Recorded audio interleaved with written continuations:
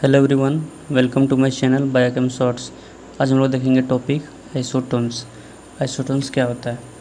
Atoms of different elements that have same number of neutrons. यानी ऐसा elements, कोई भी डिफरेंट एलिमेंट्स हो सकता है जिसमें नंबर ऑफ न्यूट्रॉन्स जो होगा वो सेम होना चाहिए। जैसे न्यूट्रॉन निकालने का फॉर्मूला क्या होता है? न्यूट्रॉन बराबर ए माइनस जेड। एन बराबर होता है न्यूट्रॉन, ए हो गया हमारा एटॉमिक मास और जेड से डिनोट करते हैं एटॉमिक नंबर को। आइए एग्जांपल के साथ इसको अच्छे से समझते हैं।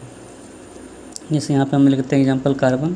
कार्बन का होता है 6 और इसका हम लेते हैं आइसोटोप 14 वाला। और सेम कंडीशन यहाँ पे लेते हैं नाइट्रोजन, जिसका एटॉमिक नंबर होता है 7 और मास यहाँ पे हम लेते हैं 15। अब अगर हम नंबर ऑफ़ न्यूट्रॉन का बात कर रहे हैं तो अगर हम न्यूट्रॉन निकालते हैं, न्यूट्रॉन निकालना है, किसका निकालते हैं? न्यूट्रॉन। सबसे पहले हम निकालते हैं कार्बन का। कार्बन का अगर हम न्यूट्रॉन निकालते हैं तो कितना हो जाएगा?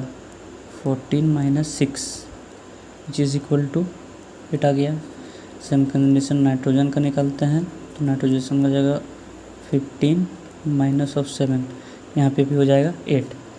यानी नंबर ऑफ़ न्यूट्रॉन जो है वो सेम हो गया। इसी को बोलता है आइसोटोन्स।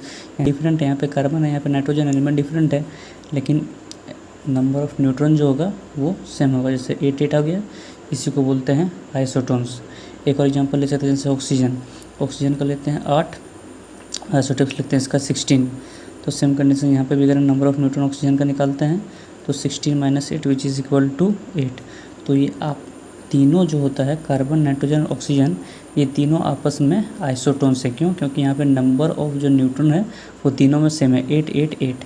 अगर वीडियो अच्छा लगा, समझ में आया तो please like, share and subscribe.